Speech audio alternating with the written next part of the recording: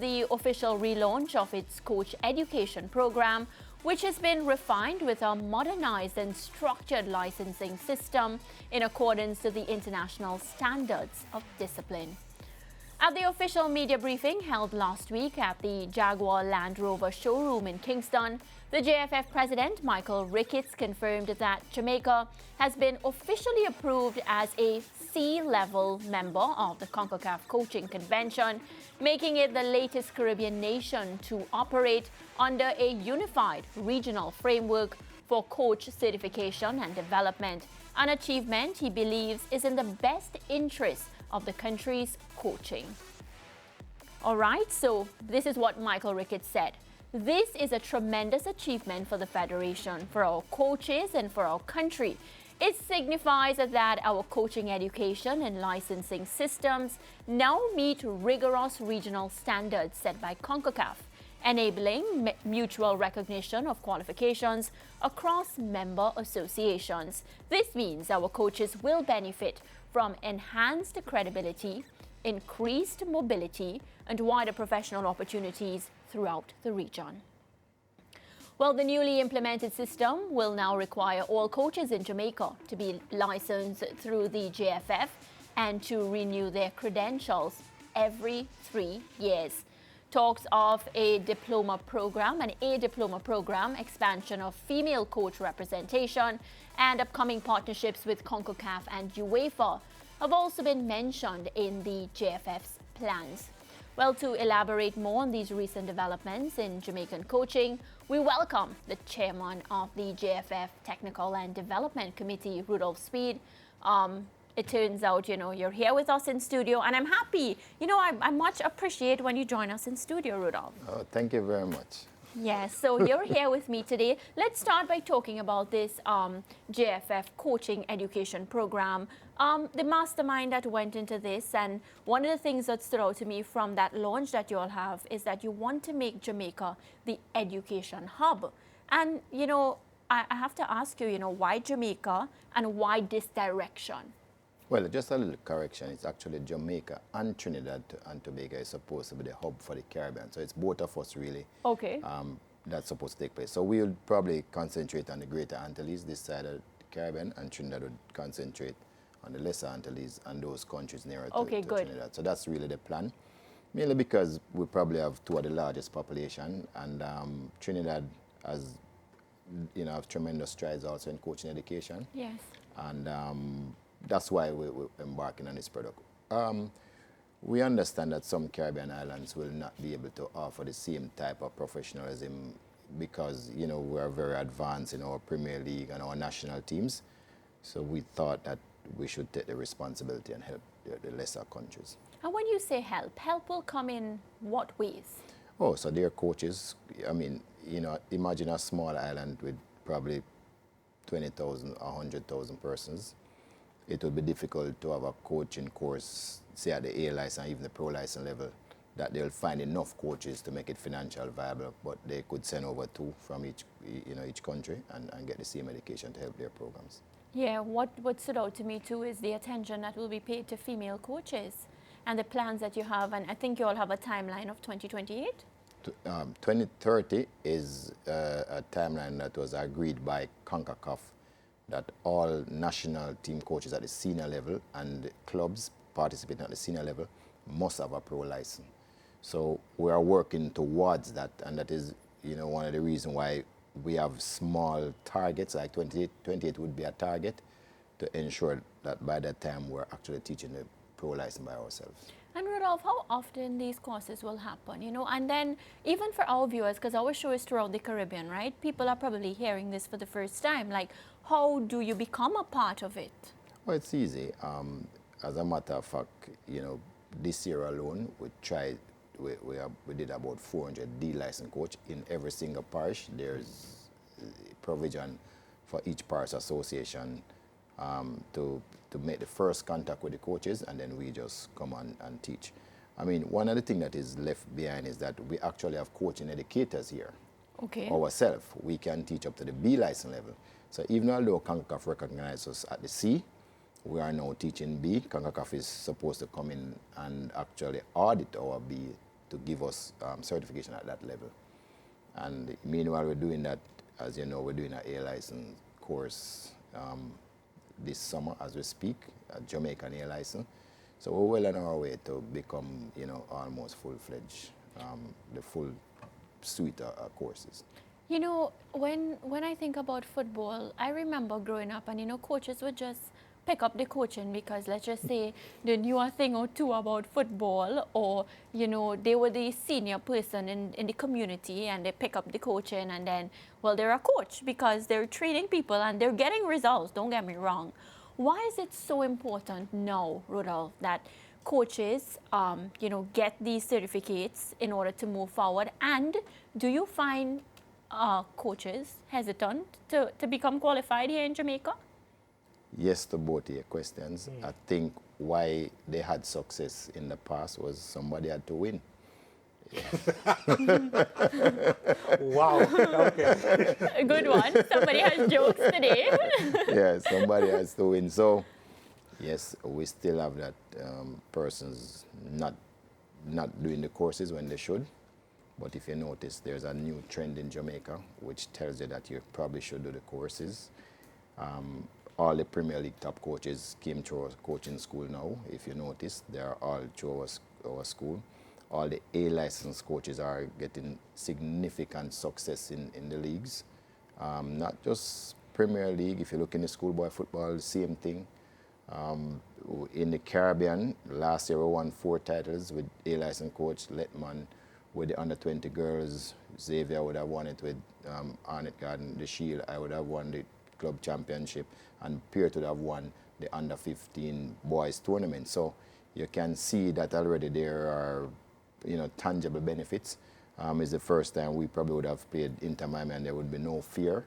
So you can see the benefits in it. It's not there yet, but clearly you can see the benefits of going through our courses.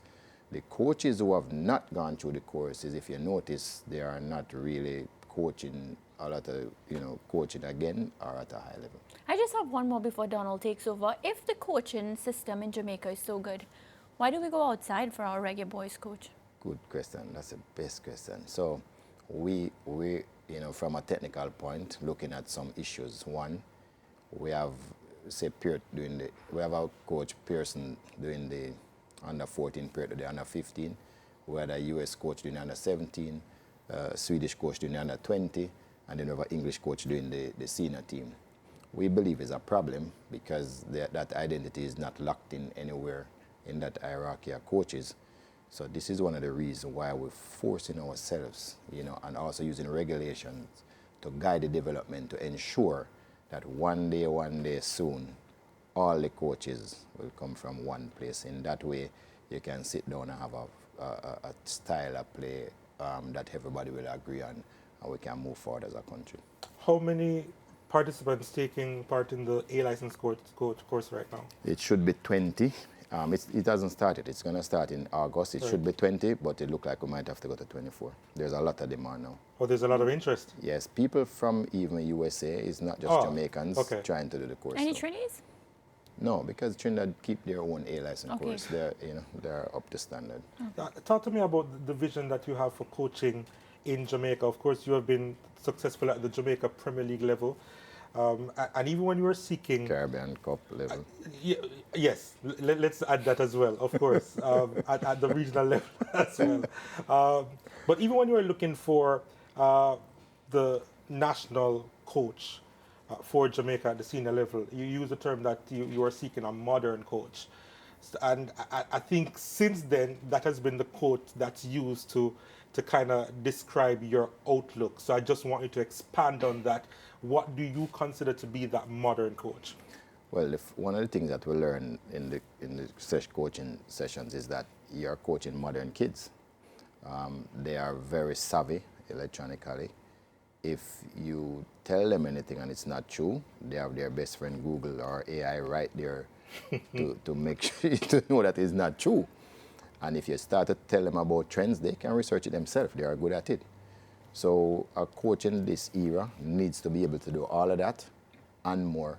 And one of the reasons why we keep the CPD and the coach license is that we needed to keep up to date with the modern trends, what is happening, because you could really get swept away behind, if you're not up to date.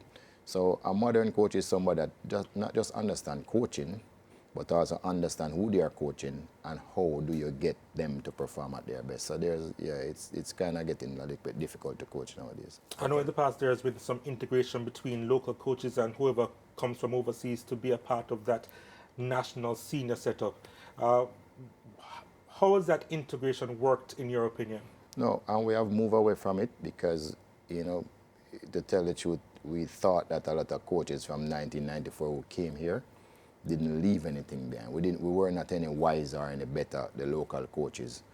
So we had to depend on getting coaches from overseas, and they are expensive. And they want to live overseas. They don't want to live here, so it's difficult to really get that development that you need. And that is one of the reasons after seeing, let me tell you the real reason why we kind of start the coaching education program. Yeah. There was a World Cup, no, not a World Cup, Olympic qualifier when we had, I think it's St. Kitts, Jamaica, and I can't remember the other team. We kept it at Arnett Gardens. Oh, yeah. Yeah. And we had the best players you could think of playing for Jamaica. But when we look on the St. Kitts bench, they qualified. They actually had a coaching educator that was teaching us B license. So he had a less talented team, but superior coaching knowledge, and we lost out. And that was the catalyst that said, listen, we have to do something about our coaches because we'll never, ever, ever be able to beat teams who are even lesser than us in talent. And so from that's where the idea was born. A couple of coaches, about 5 of us, sat around the table and said, we have to do something. So we did. So it was Pierre, Xavier Gilbert, Foster Reynolds, myself, I think Virtue. And we also got help from Andre War, who works at CONCACAF.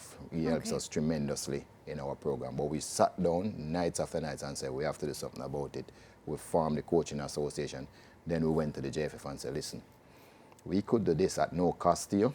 And we would give you 20% of the profits that we make. So, I mean, we gave them a proposal that they couldn't refuse, and that is how the idea of the coaching school was revamped. How close are we to getting that Jamaican identity in football? Because I feel sometimes when we look at the national program that I don't spot that identity, and you're promising a future. Yeah. Mind you, a lot of us are hoping that it's an immediate future because we're looking ahead to a World Cup next year.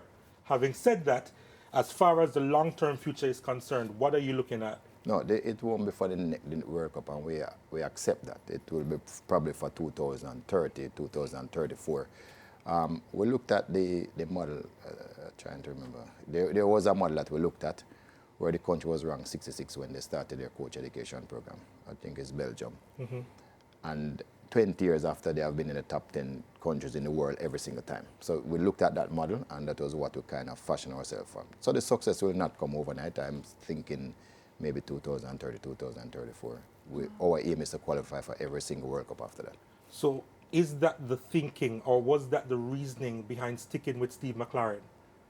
No, we're not. I don't think we're ready yet at this particular point in time to decide that all the Jamaican coaches will coach all teams. No, we're not ready yet. But in the future, we hope to be.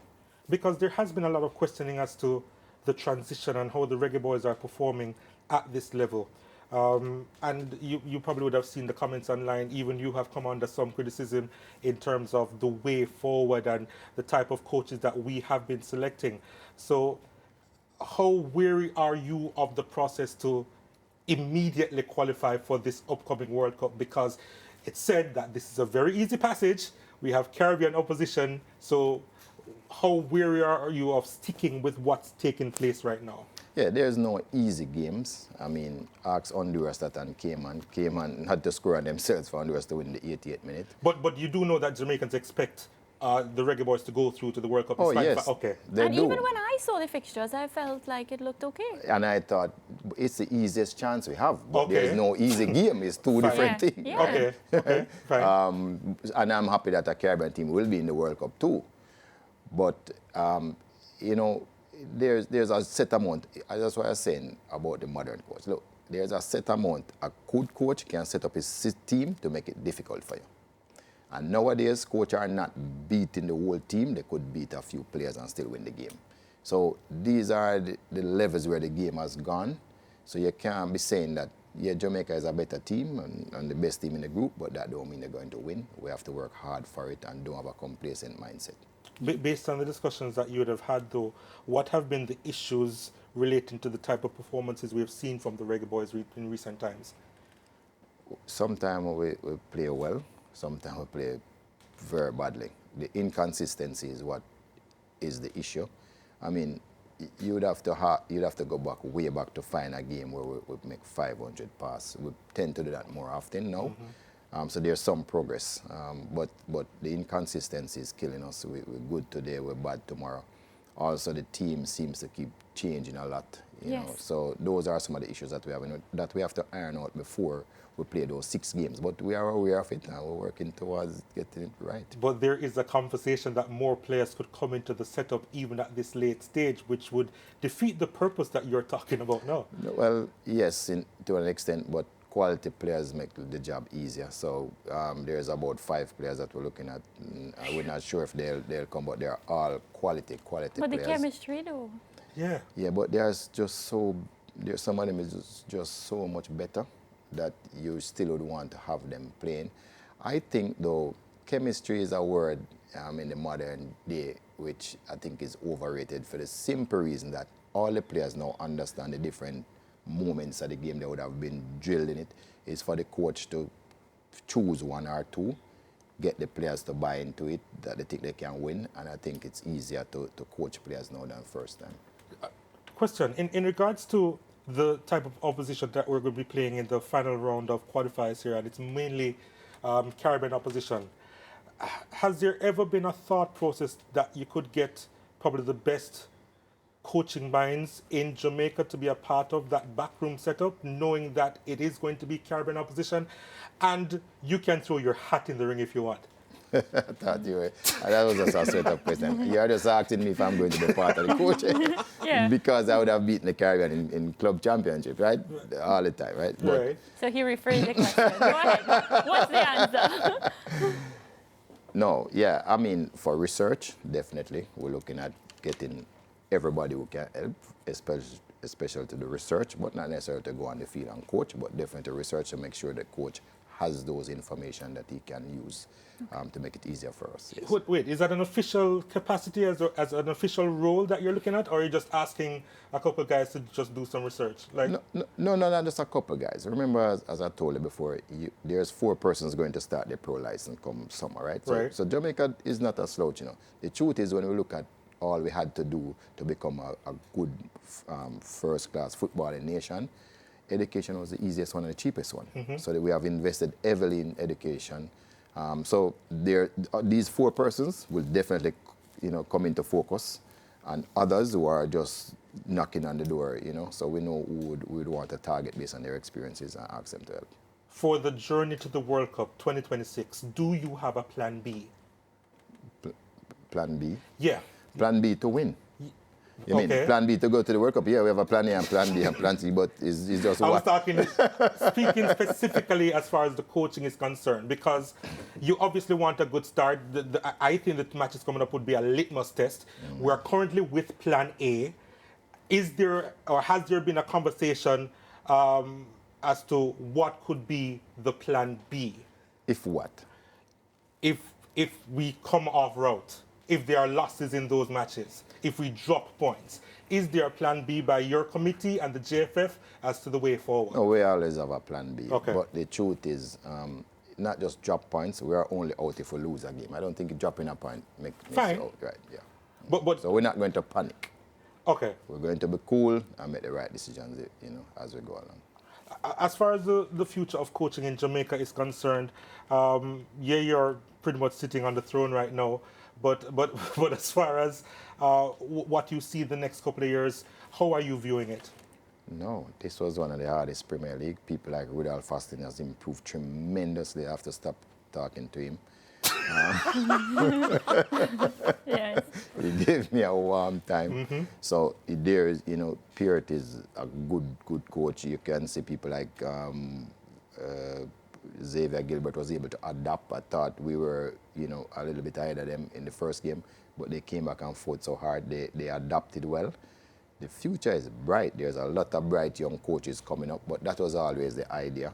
We have 9 coaches that have the A license now, 11 in training, and we're going to be doing 24. So we'll have, by next year, you're looking at 44 A license coaches. That's just astonishing. Yes. 5 years ago, our best coach had a C license, or less than a C license 5 years ago.